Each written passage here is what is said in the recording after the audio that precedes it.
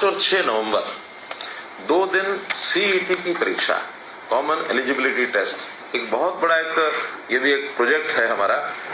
11 लाख ऐसे फॉर्म भरे हैं हमारे जो परीक्षा देने वाले परीक्षार्थी हैं अपनी नौकरी के लिए।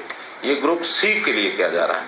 तो ग्रुप सी में +2 के जो विद्यार्थी हैं, +2 पास जिन्होंने किया हुआ है वो एलिजिबल हैं, उन्होंने एग्जाम देना है।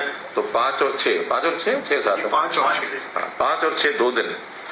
इसमें सारे प्रदेश में लगभग 2000 सेंटर हमने उनको ऑफर किए हैं। अब जो कंपनी है वो 2000 का उपयोग करती है या कम में काम चलाती है। 5 जिलों में अभी उनकी रिपोर्ट थी कि यहाँ सेंटर न दिए जाए, हर कोई अपने अपने हिसाब से सेंटरों को उपयोग करता है। तो 5 जिलों में जैसे दादरी जिला है, झज्जर जिला है, रोहतक जिला है, जींद है एंड नूह है। तो ऐसे 5 जिलों में सेंटर वो नहीं बनाएंगे, बाकी सब 17 जिलों के अंदर ये सेंटर बनेंगे 4 शिफ्टों में।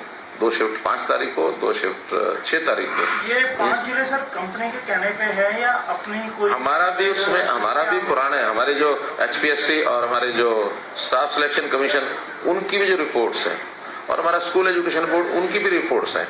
इन जिलों में नकल के चांसेस ज्यादा होते हैं। एक ही मात्र कारण है और कोई कारण नहीं है। हमने हालांकि कहा कि उसमें से जो अच्छे सेंटर्स हैं जो नकल नहीं होती है उनको लगाया जा सकता है, लेकिन इस बार तो अभी पूरा जिला छोड़ा है। अगली बार में हम ऐसे कुछ स्कूलों को छांटेंगे जहां इस प्रकार की प्रवृत्ति नकल की नहीं है। अब क्या होता है कि इतने सारे सेंटर्स पर जब ये काम किया जाता तो कई बार पुलिस के नाते से हम पुलिस लगाते जरूर हैं, लेकिन अनटूवर्ड कोई इंसिडेंट हो अच्छा नहीं है। Let us play safely. तो उस नाते से हमको उन जिलों में भी ना करके, बाकी हमारे पास हैं सारे सेंटर्स हैं। एक जिले से जो परीक्षार्थी देने वाला है वो दूसरे में या तीसरे में जाकर के देगा, बहुत दूर नहीं ले जाएंगे।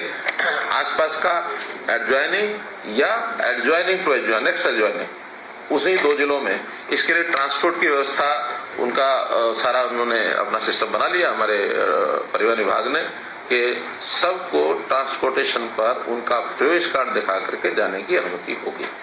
और डिस्ट्रिक्ट टू डिस्ट्रिक्ट रोडवेज की बसें चलेंगी।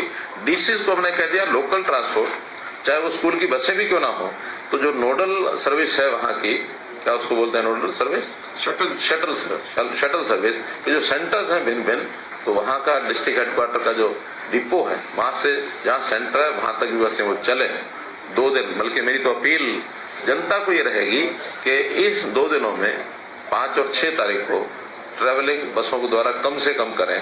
इन विद्यार्थियों को, इन परीक्षार्थियों को परेशानी नहीं होनी चाहिए, हर कोई समय पर परीक्षा देने पहुंच जाए।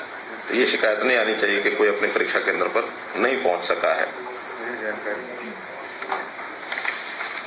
पहली बार ये प्रयोग हो रहा है। एडमिट कार्ड दिखा के यात्रा कर सकते हैं, मीनिंग में इनको कराया नहीं देना? नहीं, एडमिट कार्ड दिखाएंगे, कोई किराया नहीं दे रहा, ना आगे शटल सर्विस में देना ना यहाँ देना। और कंपनी ने ये कहा कि उसका रिजल्ट वो 1-1.5 महीने के अंदर अंदर वो दे देंगे। अर्थात अपेक्षा है कि 15 दिसंबर तक वो इसका रिजल्ट दे दें, और 15 दिसंबर के बाद फिर जो पोस्ट वाइज इनमें से किस पोस्ट पर किसको अपना अप्लाई करना है वो एडवर्टाइजमेंट निकलेगी। उसके हिसाब से जो पास कैंडिडेट हैं उन पास कैंडिडेट को उनको एक मौका दिया जाएगा। 4 टाइम्स नंबर ऑफ पोस्ट के हिसाब से हर एक डिपार्टमेंट के लिए, हर एक पोस्ट के लिए उनको एक एग्जाम देने के लिए और बुलाया जाएगा। तो उस एग्जाम में उन लोगों के पास करने के बाद फिर उनकी सिलेक्शन फाइनल हो जाएगी, नो इंटरव्यू। इसके बाद ग्रुप डी का भी ये सारी प्रोसेस होने के बाद लगभग 6 महीने इस प्रोसेस में लग जाएंगे। फिर ग्रुप डी का एक और एग्जाम इसी प्रकार से लिया जाएगा। उसमें कोई दूसरा एग्जाम नहीं होगा, केवल मेरिट के आधार पर जो प्रायोरिटी उन्होंने डिपार्टमेंट की दी हुई होगी, उस डिपार्टमेंट की प्रायोरिटी के हिसाब से जो ऊपर के जो मेरिट के टॉप के जो लोग हैं एज पर नंबर ऑफ सीट्स उनको सिलेक्शन कार्ड दे दिया जाएगा। इस प्रकार का ये कार्यक्रम। प्रदेश के लिए भर्ती होंगी सर? हाँ जी, इसमें जो लॉकडाउन बच्चे इसमें लेंगे, हाँ, उसमें कितनी भर्ती हमारे प्रदेश के बच्चों के लिए? नहीं, ऐसा कोई इसमें कोई वो रिजर्वेशन नहीं है। अच्छा, हाँ, ऐसा नहीं है। जो जिन्होंने फार्म भर दिए हैं, 11 लाख ने फार्म भरे हैं।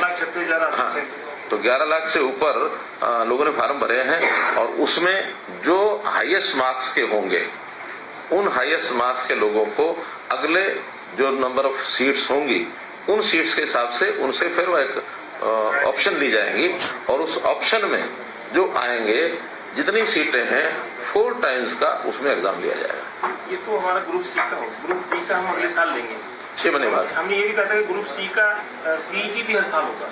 हाँ, हर साल होगा, ये भी हर साल होगा, वो भी हर साल होगा, लेकिन 2 बार होगा। अब इसमें इस बार पहले ग्रुप सी का कर रहे हैं, बाद में डी का करेंगे। दोनों एग्जाम लेने के बाद अगली बार फिर तय भी कर सकते हैं कि इसको पलट भी सकते हैं, पहले ग्रुप डी का ले लेंगे फिर सी का ले लेंगे। लेकिन अब सी वालों में जो +2 होते हैं वो सभी भरते हैं और सी वाले में तो दोनों भर सकते हैं, दोनों नहीं +2 के भर सकते हैं। डी में दोनों भर सकते हैं, डी में तो 10वीं पास भी होगा और +2 भी होगा और उससे ऊपर के भी सब लोग होंगे। तो बहुत से लोग कॉमन भी हैं जिन्होंने सी भी भरा है, डी भी भरा है। तो आज जो सी वाले हैं वो तो सब जाएंगे, बाद में जो डी वाले हैं उन्हीं का एग्जाम उसमें भी लिया जाएगा। सर ग्रुप सी में इंटरव्यू होगा? नहीं, इंटरव्यू नहीं होगा, न सी में होगा न डी में होगा। थोड़ा सा क्लैरिफाई कर, ग्रुप सी में जो अब पेपर पास करेगा, जब ग्रुप डी की भर्ती होगी तो ग्रुप डी का सीईटी जो होगा वो उसको बैठना पड़ेगा ना?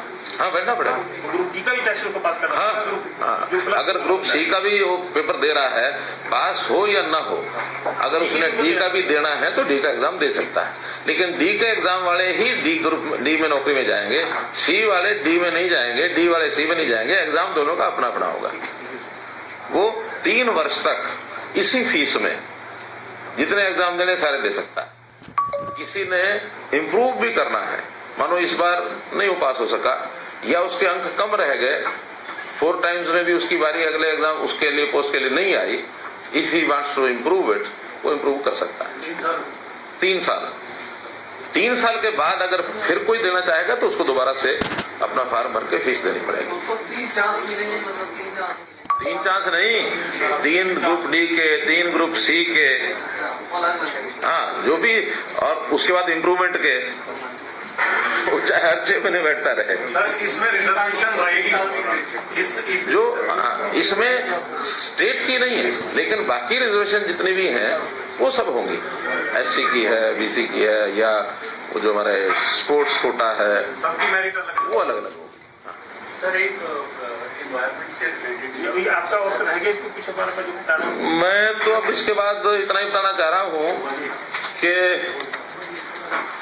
हमारे डिपार्टमेंट ने बहुत सी पिछले 8 साल में जो सुखद बदलाव हुए हैं